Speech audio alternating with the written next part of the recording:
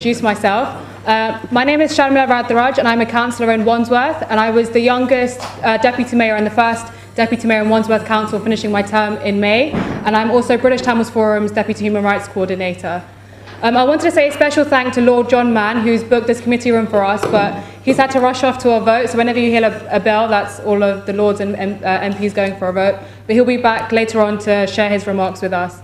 So before we get started, I just want to kind of set the scene on what's happened in the historic relationship between India and Ullah Tamils.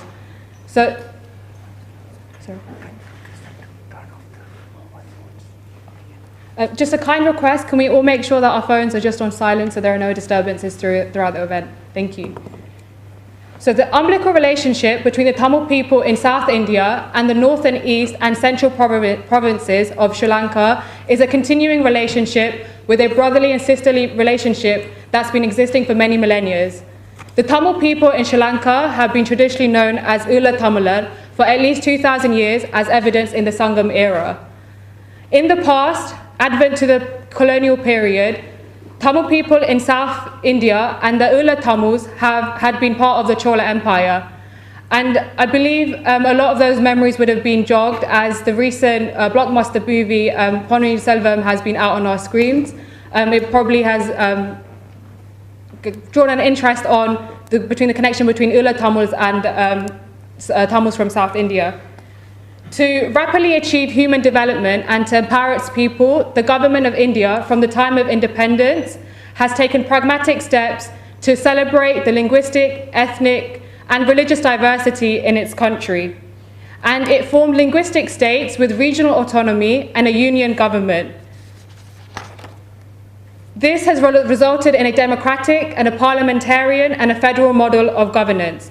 This has fostered unity and diversity in the country, creating mutual respect and dignity among the population, and has made India to grow faster and bigger as a world-class economy. Sri Lanka, on the other hand, has focused on a path of self-destruction, of marginalizing its constituent people, especially the Tamil people, to build a monolinguistic, mono-ethnic, and a mono-religious country. It implemented a model of governance to deny equal opportunities, instigating cycles of violence, and programs by murdering, looting, and raping Tamil civilians, pushing the country to a civil war that lasted over 30 years, and led to the loss of lives of hundreds of thousands of Tamil civilians. The genocide committed against the Tamil people since independence and the continuing structural genocide of Tamils has made Sri Lanka a bankrupt country today.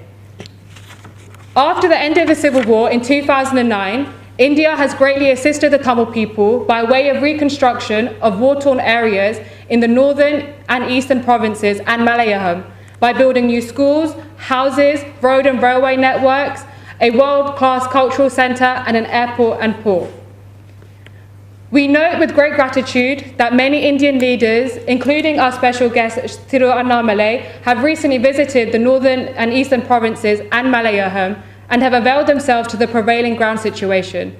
We would like to take this opportunity to discuss with Thiru Annamalai steps that we can take to further rehabilitate, reconstruct, develop and build a better lives for the Tamil people. We would also like to explore the opportunity to enhance economic benefits and deepen the relationship between the Tamils in Ullah and India, and especially between Tamil Nadu and Great Britain. Before we continue, we are going to have a question and answer session at the end, but because of time constraints, there should be a piece of paper around in front of you. So if you have any questions that you want to ask to the Annamalai, I request that you write it down on the paper, and a member of our team will come around and collect it shortly, and then we'll take some questions later on. We did have a presentation that we were going to play on the cycles of violence and genocide, but due to the change in committee room, we're unable to play that. But I'm going to now pass you over to British Tamils Forum's General Secretary, Ravi Kumar, who's going to be speaking to us about the traditional relationship between India and Ullah Tamils.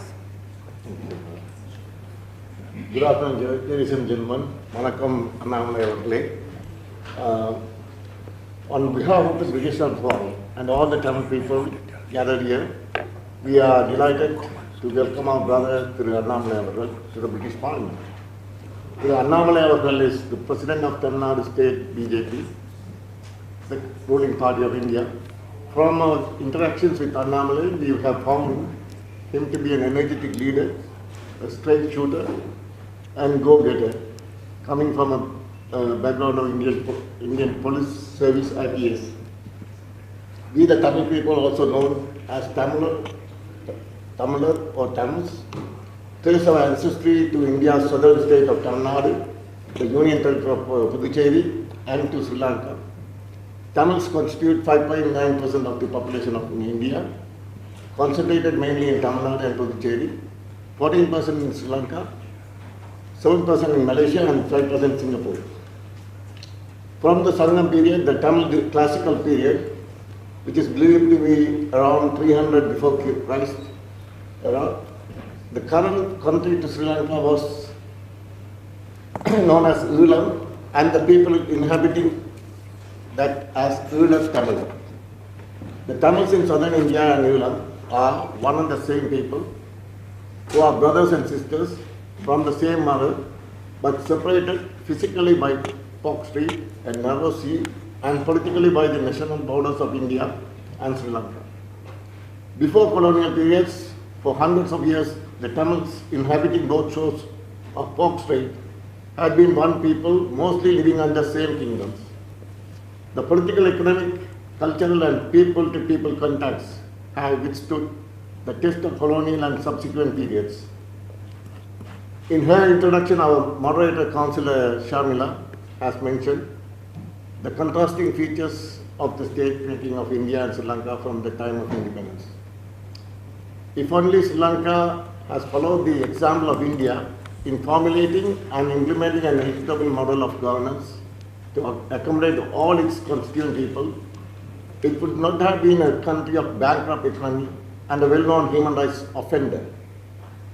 From the time of independence, the successive governments of Sri Lanka tried to create a mono-ethnic, monolingual, mono-religious state by articulating singularization and Buddhicization, giving rise to ethno-religious fundamentalism. The state has perpetuated cycles of violence to marginalize the Tamil people by destroying their dwellings, businesses, schools, religious places, and places of cultural importance. In addition, many discriminatory laws were made and implemented to make people stateless, deny their land rights, and deprive education and employment opportunities. Thousands of people were killed due to the periodic government-sponsored pogroms. Untold sufferings imparted on the Tamil people pushed them to struggle for their inherent rights in a democratic way for the first 35 years of independence. When the Tamil leaders tried to negotiate in good faith, all those years they were deceived. Later, due to intolerant hardships and utter frustration, the Tamil people were pushed towards defensive armed rebellion. During the civil war, lasting nearly 25 years, the state has devastated the Tamil people by killing hundreds of thousands of civilians, destroying billions of dollars worth of properties and infrastructure in the northeast of Sri Lanka. UN Human Rights Council has already determined that the government of Sri Lanka has committed war crimes and crimes against humanity. In 2021, the Human Rights Council mandated through Resolution 46/1 the creation of a new mechanism in Sri Lanka called the Sri Lanka Accountability Project SLAP, thus authorizing the Office of the High Commissioner for Human Rights to gather evidence on abuses of human rights and related crimes in Sri Lanka. Since there is no specific period mentioned for this project for the very first time, it is our understanding that if enough resources are given, it could look at all the human rights violations by the state from the time of independence. We strongly believe that either through the above mechanism or if an independent international criminal justice mechanism is formulated, then the Sri Lankan state would be found guilty of genocide against Tamils. Even today, the Sri Lankan government continues its structural genocide policies to grab lands of the Tamil people, destroy their places of worship, disrupt economic activities by militarization, and continue to block rehabilitation resettlement, and reconstruction of the northeastern provinces. He noted deep gratitude that after the end of civil war in 2009, the government of India has spent millions of dollars to address the basic humanitarian needs of the people in the Voto, North and East provinces and the Malayalam upcountry or central area where plantation Tamils live. These projects include building thousands of new houses, building or renovating places of worship, building new roadways, railways, port and an airport. India has also donated a new cultural center to the people of Jaffna that is close to the Jaffna Library, which was once the biggest in South Asia and was burned down by the government of Sri Lanka in 1981 with its contents of over 96,000 manuscripts and books. The government of India has consistently called the government of Sri Lanka to address the legitimate aspirations of the Tamil people for equality, justice, peace and dignity, including by carrying forward the process of reconciliation. Prime Minister of India, Mr. Honorable Sri Narendra Modi ji, during his visit to Sri Lanka, addressed the Parliament of Sri Lanka on the 13th of March 2015 and called for a cooperative federalism model as the long-term solution to the Tamil ethnic issue. In his speech, he said the following, in quotes, "When we accommodate the aspirations of all sections of our society, the nation grows the strength of every individual. The nation gets the strength of every individual. And when we empower states, districts and villages, we make our country stronger and stronger. You can call this my bias. I have been a chief minister for 13 years, a prime minister for less than a year. Today, my top priority is to make the states in India stronger. And I am a firm believer in cooperative federalism. So we are devolving more power and more resources to the states. And we are making them formal partners in national decision-making processes." End quote. Our special guest today, Ananda, is aware of all this historic and has a profound understanding of these issues and concerns of the Tamil people, having visited the North and East provinces and Malayalam twice recently. We are indebted to him and the Government of India for taking all the positive and productive steps to assist and empower the Tamil people. The British Tamil Forum believes that since the Government of Sri Lanka has consistently shown its disregard to the international norms and non-compliance to the UN Human Rights Council resolutions, it is time that the Government of Sri Lanka, Government of India and United Kingdom, in association with United States, take the initiative to address the legitimate aspirations of the Tamil people for justice, equality, peace and dignity, including a negotiated long-term political solution. At this juncture, on behalf of British Tamil Diaspora, we wish to make the following requests. On accountability. Accountability for the atrocious crimes committed against Tamil people need to be the front and center of any initiative taken about Sri Lanka. Even after 14 years of the mothers, wives and children are looking for their son, daughter, husband, father or mother without knowing the fate of them. We believe a victim-centric justice is of paramount importance, and an international independent criminal justice mechanism needs to be set up to serve justice and to ensure non-recurrence. On interim measures, we believe that the North and East provinces were never developed by the Sri Lankan government from 1948 and currently are severely devastated by the civil war. To rehabilitate the people and to rebuild their infrastructure, an interim government should be established, elected by the local representatives with sufficient legal, financial and executive powers to be set up immediately. The 13th Amendment and to the constitutional issues, the Indo-Lanka Accord of 1987 envisaged a regional autonomy or quasi-federal model akin to what is found in Indian Union as the panacea to the ethnic conflict in Sri Lanka. The intent and purpose of that model was very much diluted in the resultant 13th Amendment to the Sri Lankan Constitution and the subsequent provincial councils. Even the major powers in the bill were never devolved fully to the provincial council, and over the years, even those devolved powers were taken back. The executive powers are not devolved to the elected council,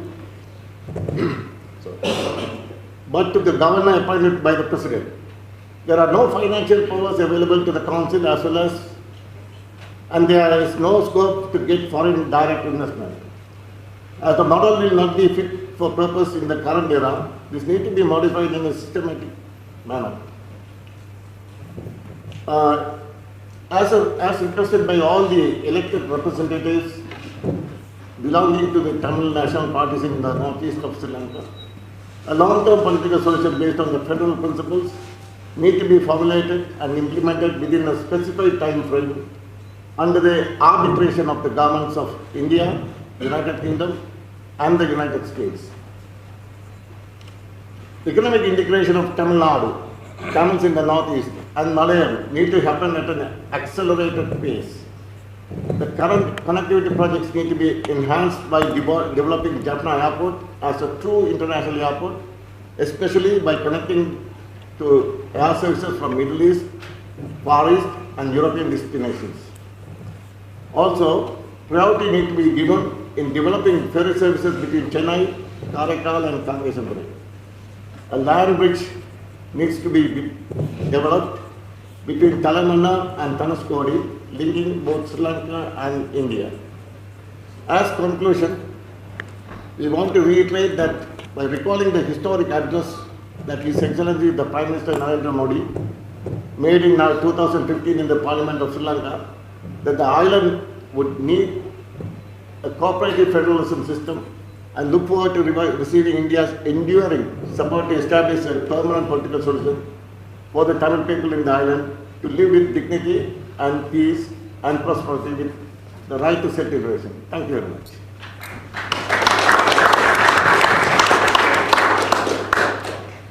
Thank you very much, our very uncle. You mentioned some very important points, and India is always going to play a crucial role in the justice for Tamils, and your points on accountability and how we can move forward by establishing an international independent criminal mechanism for the rehabilitation of our people and the connectivity projects between India and Sri Lanka. I will now pass you over to Lord John Mann. He has come back from his vote. He has been a great champion of Tamil people, and he's visited Sri Lanka on several occasions, and I'll just pass you over to Lord John Mann for some remarks. Well, thank you. Welcome everybody. My apologies that Parliament didn't seem able to allow someone in the House of Lords to use a room in the House of Commons, so we got shifted down here. But don't worry, we'll probably all be elected eventually, and I shall vote for that, and then I'll be able to book any room in the building if I'm still here. But you're very welcome. I think the importance of this meeting is to think through strategy. When I got involved, because one of my constituents, I don't have a large Tamil community, a handful of people, but the first still is a man called George Nixon, very involved, and Nixon needed help getting his family to join him when he fled from northern Sri Lanka during the war, fleeing for his life. And we got his family in, settled officially in this country, and I took the opportunity of visiting Sri Lanka, going to the villages, just as the ceasefires and forced ceasefires were operating, the villages that were in the centre of the war zone, that were the war zone, that were the killing fields themselves. And George Nixon had told me that I should try and visit his bishop, Roman Catholic Bishop of Mannar. And so I made arrangements. And I had to meet the late Bishop of Manar, sadly no longer with us, a great man, in total secrecy, a clandestine meeting, because he was fearful for his life. He was fearful of being caught meeting, and it was arranged very carefully. And I disappeared from the delegation one morning to meet him at a secret rendezvous. And he took me through the ledgers of his parishioners and showed me and proved to me the numbers who had disappeared. Not estimates, not guesses, not other people's statistics, but his own congregation. And 2,500 had disappeared. Just of his flock, Roman Catholics in Manar. And therefore it was my conclusion coming back, and the figure I used, I went with you several times to Geneva, 146,000 people disappeared. 146,000 have not come back. And we know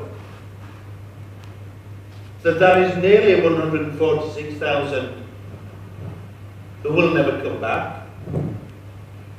But actually as well, what I saw and heard evidence of was that a number of very young women, of girls, were forced into marriage with soldiers who may well actually still be alive but not see their family or their village ever since. So actually, 146,000 disappeared, not necessarily 146,000 dead. Some almost certainly still subjugated to the worst of offences, ongoing every single year. And so the human rights case is absolute. I think with the near certainty of a change of government in this country next year, there will be the opportunity for a new impetus to the strategy for justice and beyond justice for a real existence for the Tamils as a people. And it is obvious to anyone looking at the situation that the power and influence that India can wield is huge and significant. And however awkward a partner India can be politically to a country or a government, whatever government here in the UK, that is an alliance that will be necessary in relation to the Tamil cause, and one I think we need to educate all those who will have influence as government changes here in how best to use and use early, because I think there will be an opportunity to move things on, but if that opportunity is missed, then our work in this country, your work, to be accurate, your work, your campaign, your mission, will then be put back. We must grab that window of opportunity. And indeed, even then, if this current government is re-elected, I think that's unlikely. But even if it is, the momentum from that, even with this government, would have a positive. And therefore, it has to be a strategy. Therefore, the more that we can build that alliance and linkage, not just from history, but from now, the realities of now, it seems to me the more powerful. And that voice and that strategy we need a stronger strategy. The Human Rights Council has gone so far, but if we now only go in a circle, then we will stay where we are, not move forward. And that isn't good enough. So I think the strategy international for the Tamil community has been an excellent one politically. But I think now it needs to develop, and it needs to move with a new additional direction to reinvigorate itself. And you are the key to it. Your voices, your campaigning, and your ability, which has been very proven, to hold politicians in this country very politely, but very clearly to account to our responsibilities to be supporting you. So it's a pleasure to be with you, and I think this is an important event. Good luck in the deliberations and in strengthening the strategy.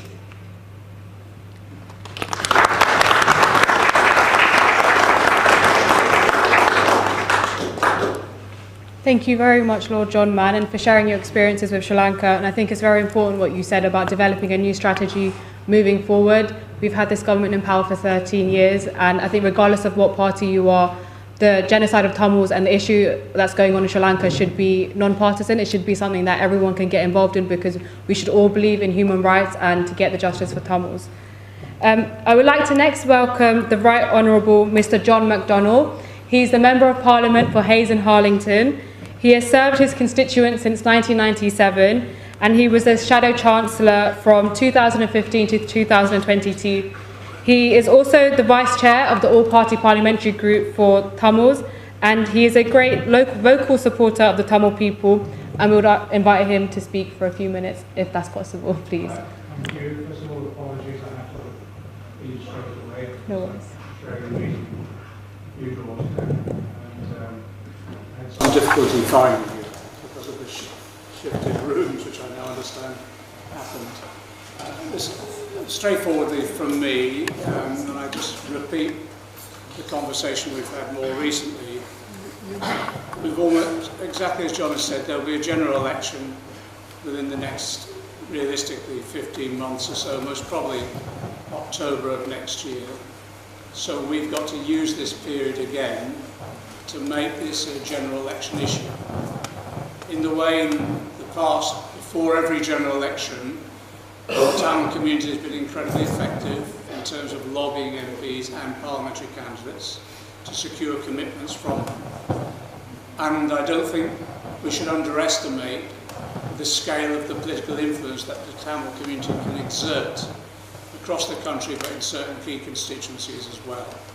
And so therefore we should use that influence, I think, now effectively during this coming period. What we've done in the past is produced a short manifesto of issues that had to be addressed. We've circulated letters to all parliamentary candidates, secure commitments, often by Tamils meeting them face to face, and in that way building up a wave of support as we go into that general election. There will be a change of government. I think there'll be a Labour government. I'm not sure what sort of majority there is. I'm hoping a large one, obviously. But we need to get that commitment, as you say, Chair, on a cross-party basis if we can as we go into that election. So it's up to us now to start doing the work again with that individual lobbying face-to-face, secure the commitments. The issue, I think, that resonates with many members of Parliament, and it will do with candidates as well, is the scale of the war crimes that have been committed, the way in which crimes are being committed with impunity, and there has been no accountability. And so therefore there is an onus, there's an onus particularly on the UK as well because of its colonial past and the relationship in the past, but there's an onus upon the international community to act on this and to bring about that end of impunity, but access to real accountability, and that must be through the International Criminal Court, so we bring people to book. The other issue that we've raised before is that we have argued time and time again for sanctions to be used against those individuals that we know have perpetrated human rights abuses. And we now have, as a result of pressure in both Houses of Commons and Lords, we do now have the Magnitsky clause inserted into legislation, which enables this government then to take action against those individuals who we now have identified as human rights abusers, so we hit them particularly financially through their operation within this country with regard to the City of London investments, etc. So these are simple demands that we can get people to accede to, so that when we, after that election, whoever's in government, but I hope the Labour government, can implement these measures. I think it will send a real message out to the whole Tamil community that we have the potential of a real change here. I also say that we've been arguing this for the Tamil community, but this campaign has inspired others as well, and if we can succeed in this, in bringing about accountability for human rights abuses and, as we've said, genocide, if we can bring about and have success here, it will strengthen those in other areas of the globe who are equally standing up for human rights and are equally trying to expose the abuse of human rights and what's gone on, and the accountability of those politicians in particular who make these decisions. So I think it's one of the most significant campaigns that we have now, and we've got this period of time, this window of opportunity to transform this into something quite significant. Obviously we'll do all we can, those of us that work for the Law Party group, and we'll give all the support that we possibly can. I make my apologies now, I'm sorry I have to go into this chair, otherwise I'm going to be accused of being late yes again. Yes. Thank you so much.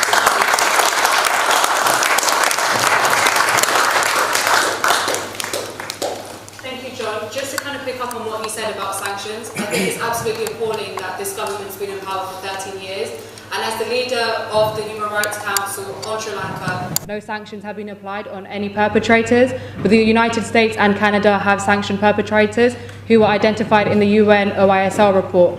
So I think next year when the elections come up, I'm hoping for a Labour government, and I hope when we do have that new Labour government that they will sanction these perpetrators. But if we don't have that change, I hope that the existing government will look into what other countries are doing, will look at those credibly accused human rights abusers and sanction them. I would now like to pass you on to Martin Day, MP from the Scottish National Party. Thank you so much for being here with us today. It's my pleasure to come along and show support and the cross-party consensus that's there in this House for human rights. We need to raise the profile. The more I've learned about the situation that Tamils have faced, the more appalled I am. And I think everybody here obviously feels the same, but it's how do we get that message out to people who haven't yet woken up to what's been happening, or has happened and is still happening. We need to have more pressure on our parliamentary colleagues, and I think we all have to do a bit more of that to get higher up the political agenda, which I'm encouraged by the comments I've heard from other members today on a similar theme.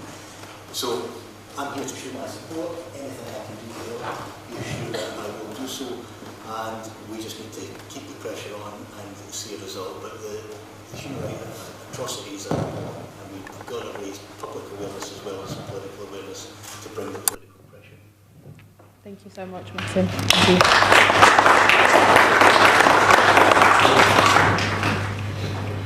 We had a number of other MPs that were lined up to speak, but there's been an emergency vote in the House of Commons, and so Teresa Villiers, who is an MP, she sent us a video to play, but unfortunately I don't think the TV's working, so I'm just going to quickly read out to us what she was going to say in the video. Teresa Villiers has been a long-time supporter of the Tamil community. She's come out to the United Nations Human Rights Council with British Tamils Forum on several occasions. So this is what she was going to say. I'm so sorry I can't be with you today, but an important debate has cropped up in the parliamentary agenda which I have to attend. But I'm sure that it will be a great meeting with Mr. Annamalai from the BJP from Tamil Nadu State. I warmly welcome him. I know that fostering links between the Tamil community and the diaspora around the world and in India and in Sri Lanka is very important, particularly because we share the common goal of justice for Tamil victims of human rights abuses and atrocities during the Sri Lankan Civil War. That's a campaign that I will continue to fight on behalf of my British Tamil constituents.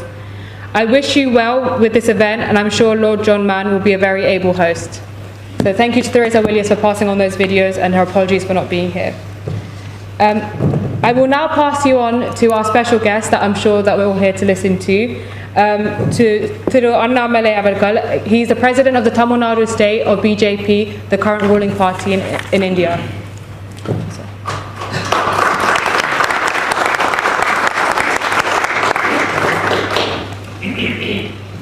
Good evening to everybody. Councillor Madam Sharmila, who is very instrumental in getting us all together here, and friends from the British Tamil Forum, BTF, and especially its General Secretary, Sri Ravi Kumar Ji, and very, very respected British parliamentarians, Lord John Mann, Right Honourable John MacDonald Ji, the MP from Scottish National Party, Sri Martin Day Ji, and all eminent members who have come as part of the Sangamam team from Tamil Nadu, and the members of civil society. I'll take some time initially to just trace the 1500-year civilizational journey that the Elam Tamils and Tamilians from India we enjoyed. Pattinapalai, a very ancient text in Tamil Nadu, written in Tamil 1400 years back, it uses a phrase called Elathu Unavum Kalagathu Akkamum, where we talk about the food from Elam, from the northeast part of Sri Lanka, the food coming to a port in Pumbuhar. And 1400 years back, a text in Tamil Nadu, in Tamil, mentions it. Again, if we go back to 9th and 10th centuries, which is 1000 years before, the reign of Rajaraja Chola and Rajendra Cholan, we had very close connections to Elam Tamils and Tamil Nadu. And if I go one step further again, the modern Vishwaguru, Swami Vivekananda, after his very historic Chicago speech, instead of coming to India first, he chose to go to Sri Lanka first in 1897. He addressed the Jaffna Hindu College about the culture, the close connection that Sri Lanka and India enjoys, and specifically the Elam Tamils and Tamilians enjoy. And the second stop, he came to India.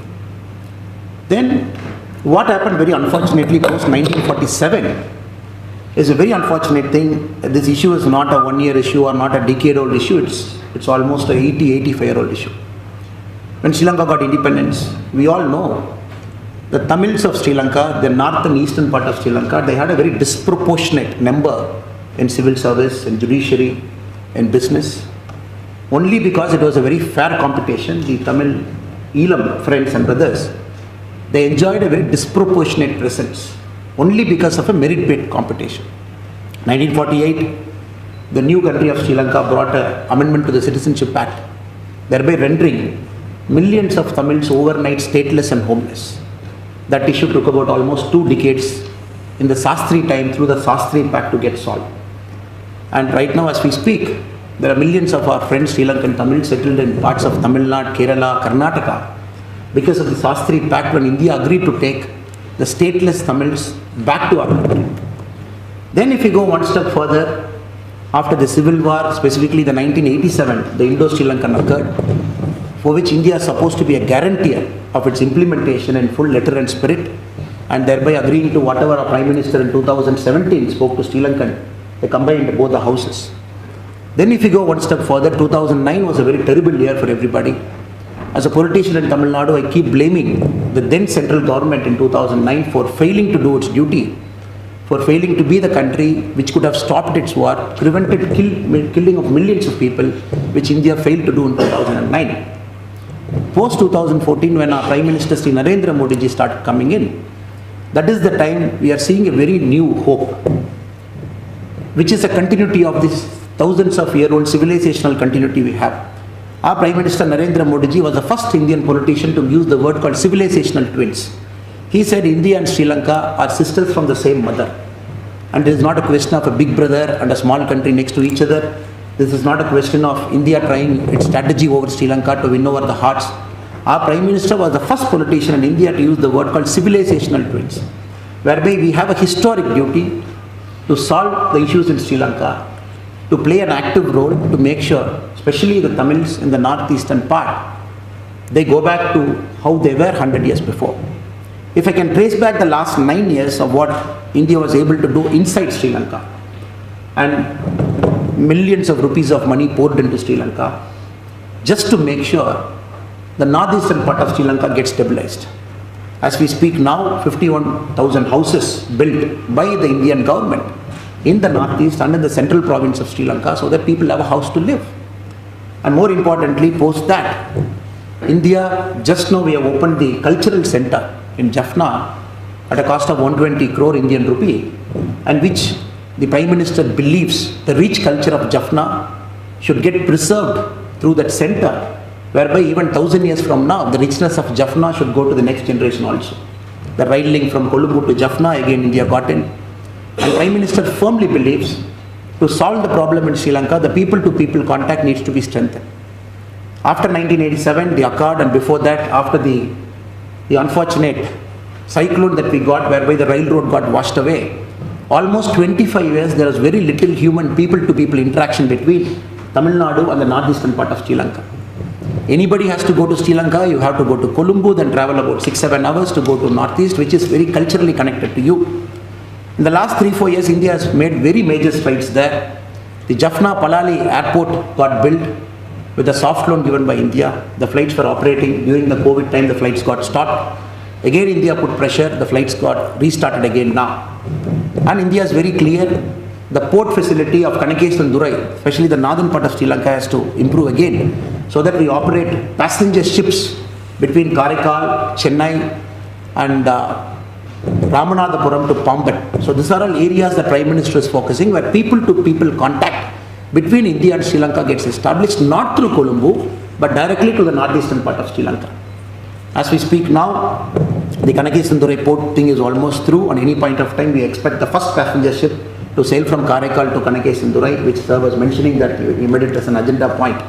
The flights are flying from Chennai daily to Palali airport, where a lot of Tamils from Tamil Nadu, a lot of Tamils from the Elams, they both fly to different parts of each other.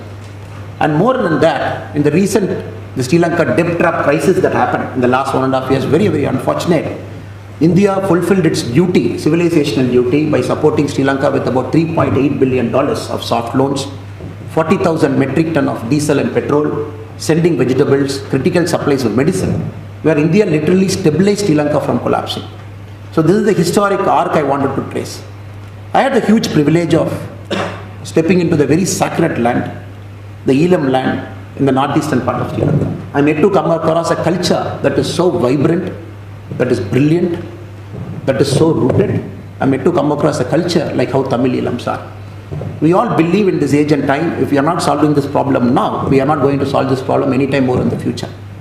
And before getting into the strategic part and what India is doing now, what we foresee that will happen in the next 5 to 10 years, I would like to pinpoint 4 or 5 issues of concern that I have seen during my visit to the Northeast. I have observed the educational standards of the northeastern part have drastically fallen down.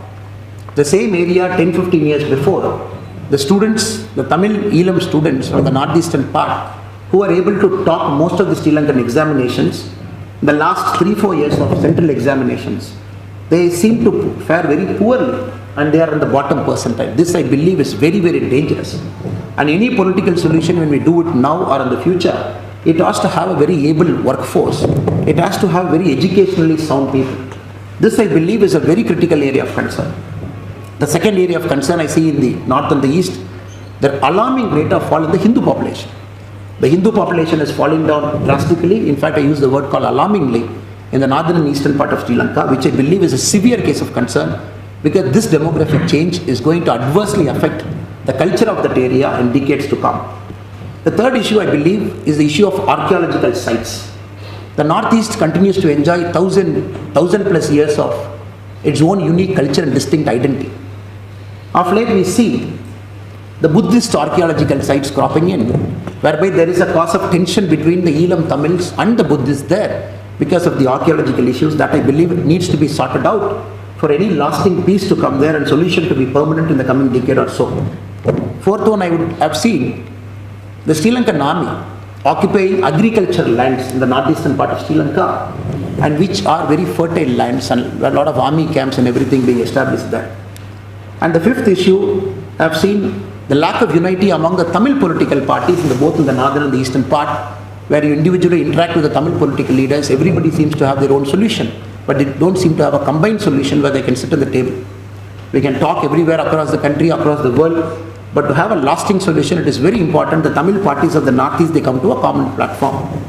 We also had the opportunity to take it to the Sri Lankan side during our visit to the Jaffna, including to the Sri Lankan Prime Minister as well, about the issues of the falling educational standards, the issues of the changing demographic nature, the falling of Hindu population there, and more importantly, the archaeological issues. I am very happy recently, just about a fortnight back, the Sri Lankan government has appointed a new governor to the eastern province, who happens to be a Tamil, from the Malayaga part of Sri Lanka, from the central province, Mr. Sendil Tondaiman, who happens to be a governor. I believe with this appointment, many of the pressing issues, including the archaeological problem, will come to a solution is our belief. And more than that, India is also getting into the cultural side in the northeastern part. The temple Tirukethiswaram, which is 1400 years old, which is sung in the very ancient Tamil epic called Devara, which we, India, helped to renovate it. The Kumbhavishekam is done. That is also sending a lot of Tamils from Tamil Nadu to go to Tirukethiswaram. We believe in the coming years, strengthening of people-to-people contact is going to put pressure on the local politicians to find a lasting solution. I'm sure the British parliamentarians, the honourable members will understand. Sri Lankan constitution is a very unique constitution. Out of the 225 MPs in the Sri Lankan constitution, 196 are elected directly by the public. And the rest 29 are elected from the national list. Meaning, a powerful politician in Sri Lanka can get defeated in an election. Still he can get into the parliament through the national list by virtue of the party getting a significant percentage of votes. So what I'm trying to convey is we cannot count any single politician out of Sri Lanka. Every single politician who has governed in the last 30-40 years, he or she exercised a significant, considerable amount of influence in Sri Lankan politics. So countries like India, which are very, very close to Sri Lanka, we have to engage every single politician there. Politicians of opposite sides, previous presidents, former prime ministers, because you cannot count anybody out in the way the Sri Lankan parliamentary democracy is designed. That is why the Honorable Prime Minister Narendra Modi ji is the first Indian Prime Minister to visit Jaffna. We say we are 1400 years old of civilizational continuity. But it is the Honorable Prime Minister Narendra Modi ji who made an effort to visit Jaffna for the first time after Sri Lanka got independence in 1948. And the Honorable Prime Minister Sri Narendra Modi ji made an effort to visit the central province, again the first Prime Minister to do it. And the Honorable Prime Minister has said in very clear and categorical terms that the lasting solution for Sri Lanka is the complete and full implementation of Article 13, and India stands guaranteed to the accord signed in 1987 between the two governments. Under External Affairs Minister Mr. Jaishankar, as late in 2023, a couple of months back, when he met the Sri Lankan Prime Minister also, India has reiterated that Article 13, the complete implementation is also expected.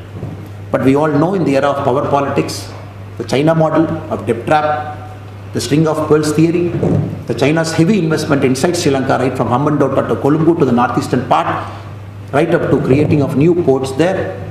There is also a strategic objective for countries like India. And one is a civilizational tune. We believe it is our moral responsibility to stand with our brothers and sisters there to find a solution to it.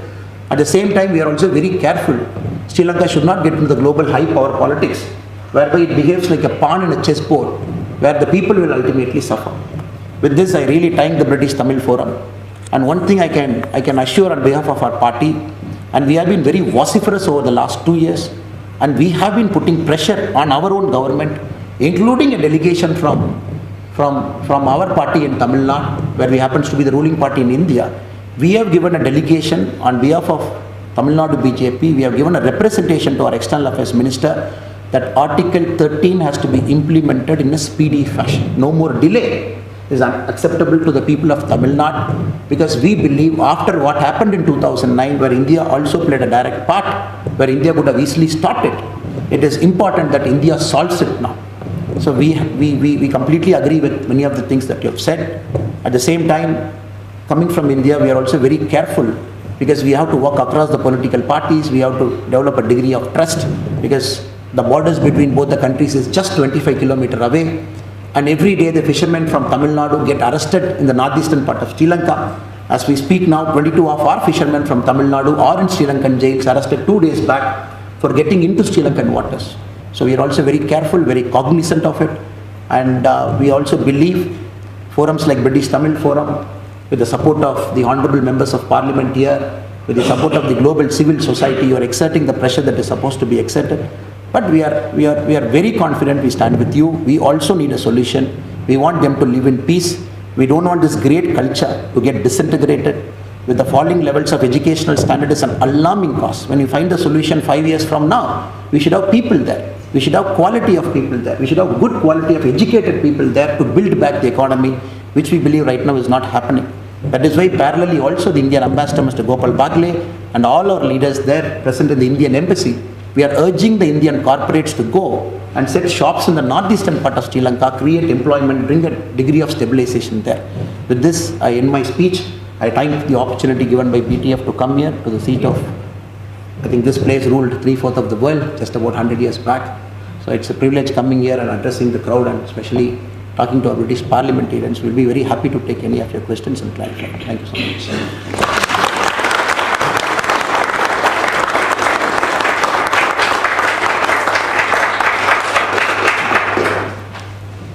Thank you very much. We'll now go to questions and answers. If anyone has any questions, please feel free to raise your hands and we'll go around the room.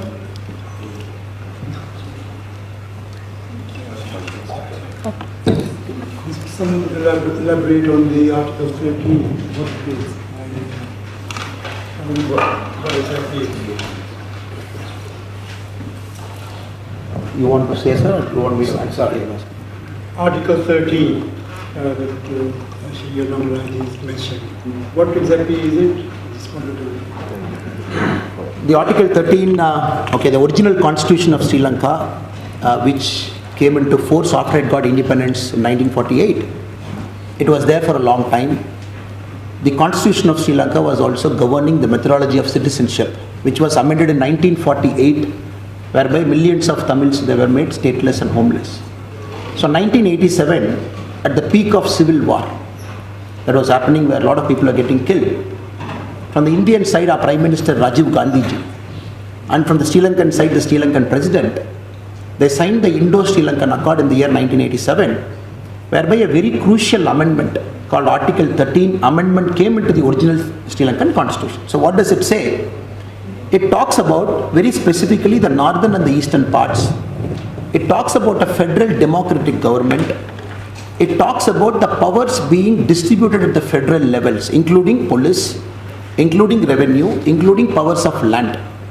It also talks about a combined administrative unit of North and East and a possible referendum. So, in the amended Article 13, India stands as a guarantee for the implementation of Article 13, 1987, the amendment that came. So what happened post that is unfortunate. So we are about 38 years now after 1987, so which was not fully implemented. Elections happened later. The chief ministers got elected to the respective, the northern part and the eastern part. But the powers of finance, the powers of land, the powers of police were not given from the central government to the provincial areas. Thereby, in letter and spirit, this was not fully implemented. So what India is asking now, especially our Prime Minister Narendra Modi ji, very vociferously over the last 3-4 years, is that India is expecting Sri Lanka to implement Article 13 at the earliest in its letter and spirit, so that there is a proper devolution of power and a federal polity in a democracy is possible. Thank you. That's very enlightening, and I think that's very important from your strategy. Create a strategy for this. Can I add a few words to Sri Annamala words?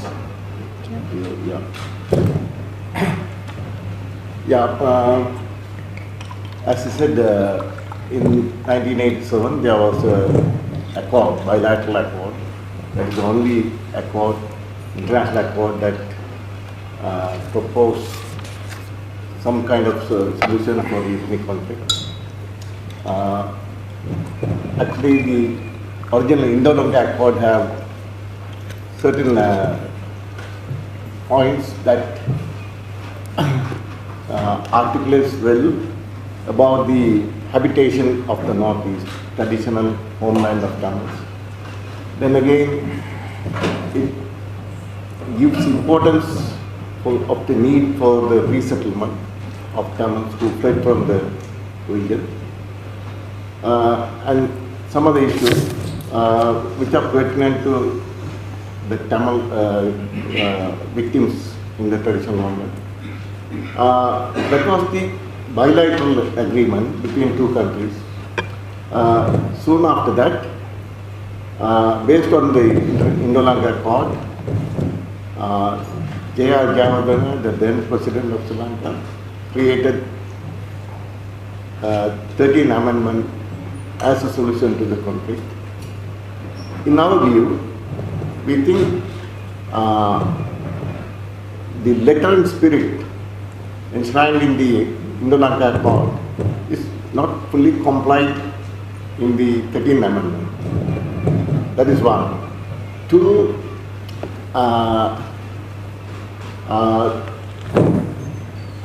the time changes. In 1987, the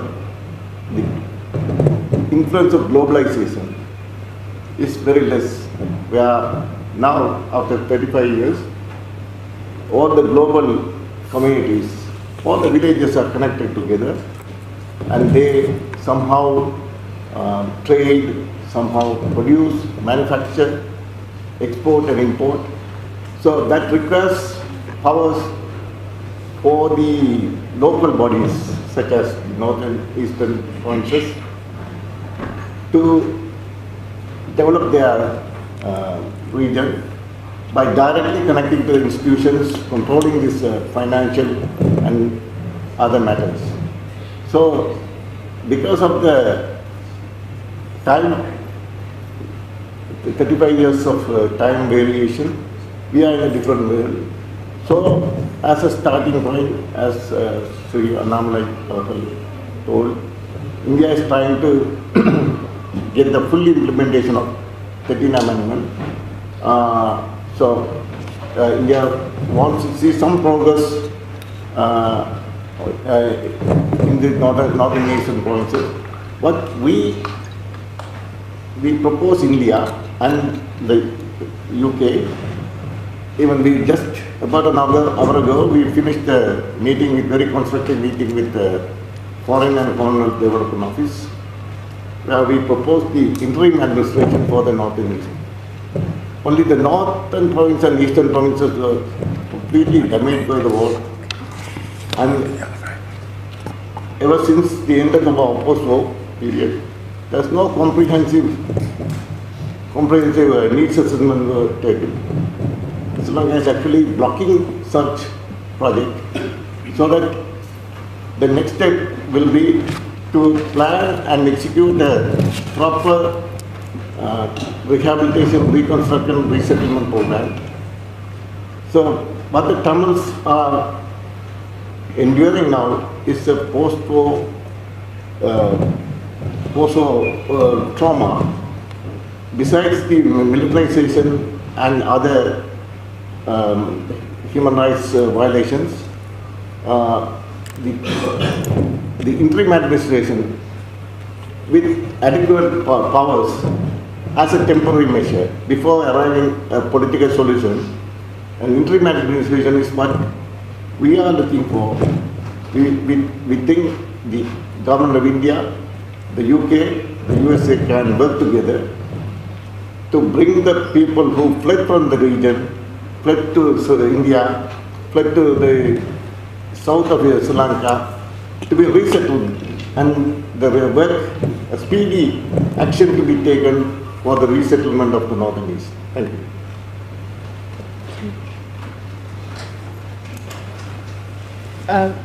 Yeah, one question.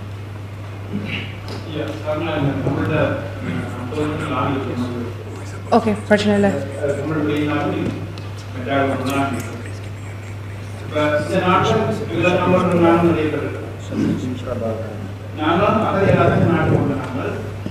இந்த நாட்டில் அகதி அந்தஸ்து ஏற்கப்பட்டது, எல்லா உரிமைகளும் தரப்பட்டது. இன்னைக்கு உதாரணத்துக்கு தமிழ்நாடும் அதில் அப்பா இந்த நாட்டில் அகதி இழந்தது. ஆனால் அவ இந்த நாட்டில் எல்லா உரிமைகளுக்கு அவர் சொல்றாரு. ஆனால் இந்தியாவில் எல்லா மக்கள் அகதிகளாக அவைகளுக்கு இந்திய அரசாங்கம் எந்த உரிமையும் அவர்களுக்கு உயர்கல்வி கூட மறக்கப்பட்டது. அவர்களுக்கு அடிப்படையான எந்த உரிமைகளும் வழங்கப்படுகிறது. இது சம்பந்தமாக பாரதிய ஜனதா கட்சி அல்லது இந்திய அரசாங்கம் என்ன முடிவெடுக்கும் அல்லது அவர்களுக்கு அந்த உரிமையை கொடுப்பீங்களா? Thank you. I'll translate. So the question was that most of the Tamil people in this room have come to the UK as refugees. So the question was, unfortunately in India, Tamil refugees that have gone, they haven't been given any refugee status and they don't have the rights. So if you would want to comment on that question. In Tamil or in English? It's up to you. In English is fine. We would understand after 1948 when the amendment to the constitution came about, when millions of Tamils were rendered homeless and stateless there. India during the 1960s, during the Shastriji's time, agreed to take back Sri Lankan Tamils back into our country with a set of guarantees. So accordingly, the first set of Sri Lankan Tamils who came in were accommodated in parts of Gudalur in Tamil Nadu, Wayanad in Kerala, and Sulya in Karnataka. Special corporations were created for that, including agencies like Tanti, by which especially the Malayalam Tamils who came in because of that pact, they were given employment opportunities, given houses, so that they get integrated into the Indian society completely. Now the gentleman is asking about the second part, where thousands of Sri Lankan Tamils, mostly from the northeastern side, who entered into our country to flee from the civil war that is happening, so technically illegally, just to save themselves, save their families from the civil war that was on in the northeastern part. Now all the people who have entered India were housed in camps in different parts of Tamil Nadu, including Tiruchi, Kallakurichi, Mantapam, Ramanathapuram.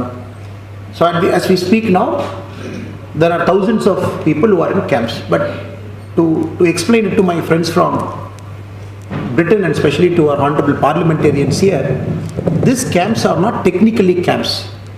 These camps are temporary housing arrangements where they stay, they are allowed to go out, stay outside for a night, come back. Their children can go to schools and universities across Tamil Nadu and study, even get jobs and work. But the only thing they don't get till now is the Indian citizenship. Now his question is of two parts. What about gentlemen in the camps? The government of Tamil Nadu pays them a certain honorarium every month in the camp where they are staying. Now the second part, what about citizenship to them? We know the citizenship of India, the act is very complex act. The first major amendment we have done for a historical reason was recently after Modi ji has come to power, especially for the minority communities in Pakistan, minority communities outside our country, the three Muslim nations, where minority communities inside those three Muslim nations, where they were religiously persecuted, including Hindus. So the Citizenship Amendment Act recently that India has amended gives citizenship to those communities now.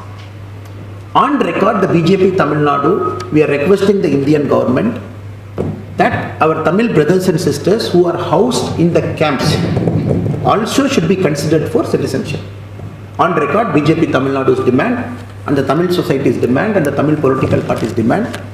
I am very sure in the coming time the government of India is going to take a very reasonable call on that, because the Citizenship Amendment Act that happened now is for a demand that was 30-40 years old.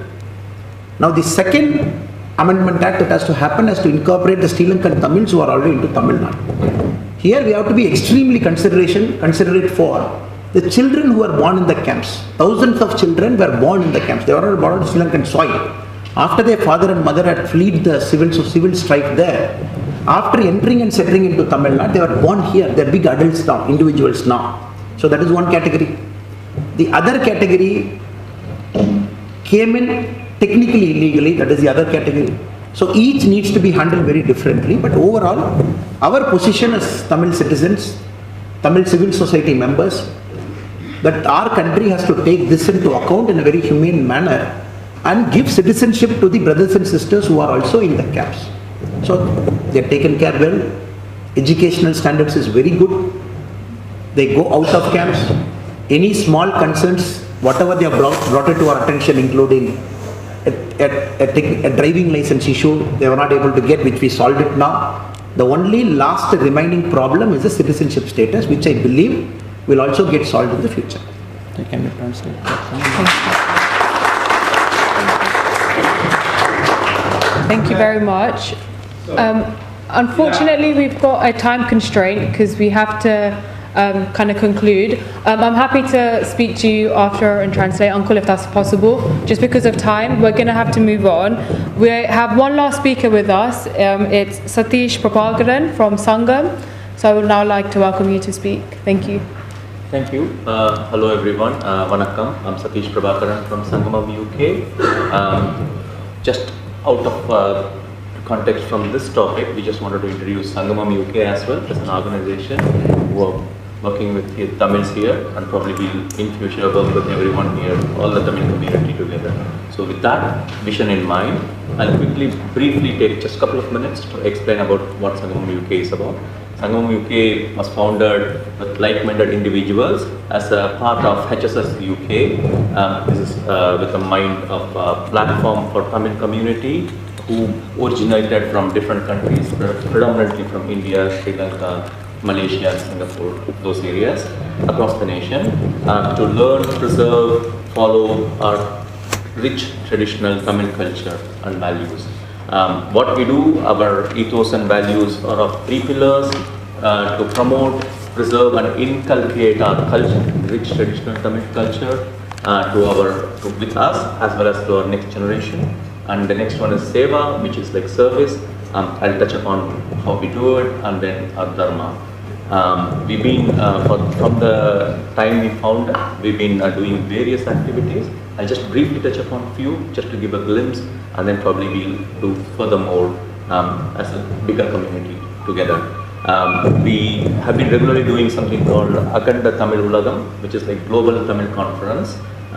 Physically we used to do before COVID, and then during COVID we did across the globe virtually, spread across 2 days at different time zones to adjust the time, where we had eminent speakers from Sri Lanka, India, and then US, everywhere, to come and speak about our Tamil culture. How do we promote? We had debates, discussions, and then there have been actions that have been taken to take it up. The next big one, which currently is happening in India, is like this whole year, India is celebrating 100th year of Harivarasanam. For those who don't know, Harivarasanam is a very important prayer for Bhagavan Ayyappa, who's in South India in Kerala. So that to celebrate the 100th anniversary of writing that poem, this whole Harivarasanam has been celebrated. Eminent guest speakers and singers across the globe. We brought in eminent speakers speakers and singers from India last December. We did it across different places in UK, Harrow Ayyappa Temple, Birmingham and other places, which again is to promote our culture and dharma there. The third one is we regularly do our annual camp, where we try to showcase our traditional cultures and values to our next generation and to the people who are not aware of it. Last year what we did is we brought in some traditional unknown games, actually the sports which we play literally in India, which we used to play in India also in certain places in Tamil Nadu. It's gone now, but we try to bring that here and showcase in the soil.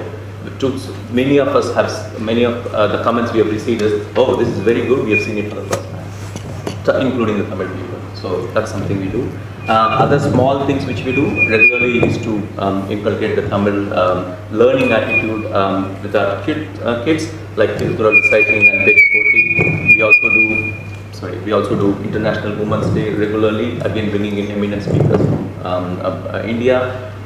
The key thing, other thing which we did a couple of years back is to bring in the awareness about census. So census 2021 was very important. From the statistics we found, ONS statistics we found, especially the South Asians in our community, people don't take interest in taking the census. But we took an effort to bring all the like-minded Tamil organizations together. We hosted a meeting with them, explained them the importance of census. We brought one representative from ONS itself to explain why we do have the census, what benefits you will get. So that was again, I believe, received very well. Other than that, we do, as I said, Seva activities, which is like service-based activities. We do fundraising to support the people in India. Like we work with Vanavasi Seva schools, where these school teachers we teach English from here. Other than that, we also raise funds for Arogya Bharati, which takes care of underprivileged people in Tamil Nadu again.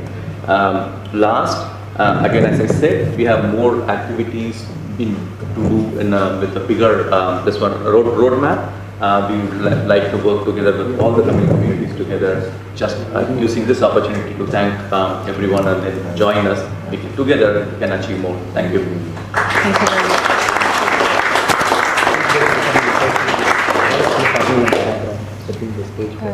Thank you very much. We're just going to conclude now, so I just want to say a huge thank you to Tirunamale for coming from India and for sharing your experiences and what you saw as a concern on your visit, including the poor educational standards, the fall in the Hindu population and the forced demographic changes, the archaeology sites being occupied by the military. This is again part of the structural genocide that the Sri Lankan government is doing, is to build Buddhist statues on top of the ruins of Hindu temples, and the Sri Lankan army occupying the agricultural lands. And thank you for also speaking about on a way forward on implementing Article 13, which is going to play a huge part on a way forward, especially between the relationship with India and Ula Tamils. Just to kind of touch up on some points that the General Secretary of BTF also mentioned, which was a way forward on how the UK and India can play a part is through arbitration, which should be led by the UK government, India and the United States. We should also be sanctioning perpetrators, and we will continue to call on the UK government until they do this, is to sanction Sri Lankan perpetrators who have been identified by the UNOISL report, to follow suit of the United States and Canada to do this, and for an international tribunal mechanism to be set up, whether that through be the ICC or a special ad hoc tribunal that's being set up, because in order for Tamils to get justice for the atrocity crimes, for the genocide, it has to happen through an international criminal court where the crimes have been recognised on an international stage and historical impunity is ended in Sri Lanka. And I hope that India is also able to continue with its connectivity projects by land, air and sea. And yeah, so thank you very much again just for being here today, and thank you all for all joining us.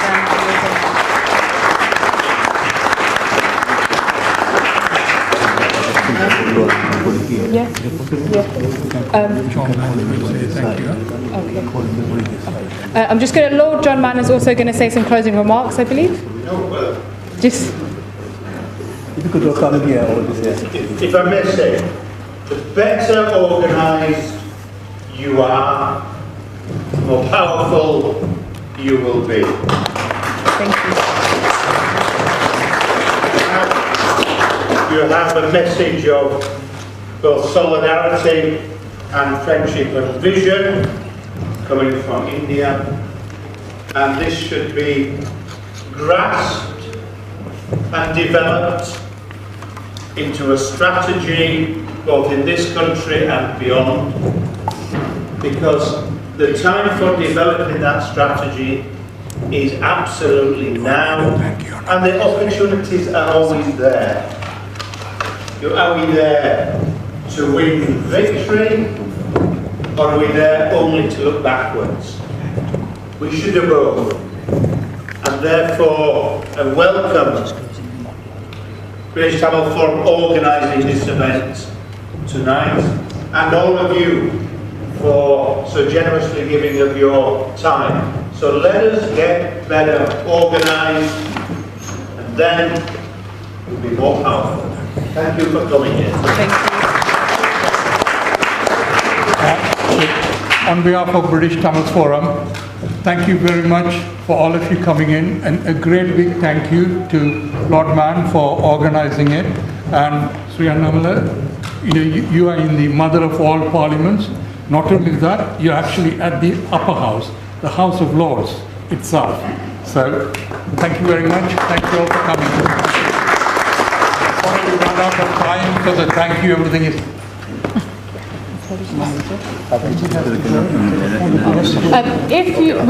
We're going to take a group picture. If you guys would like to stay, we're going to take it facing this way. So if you all don't mind standing up, and we'll take it this way. Yeah.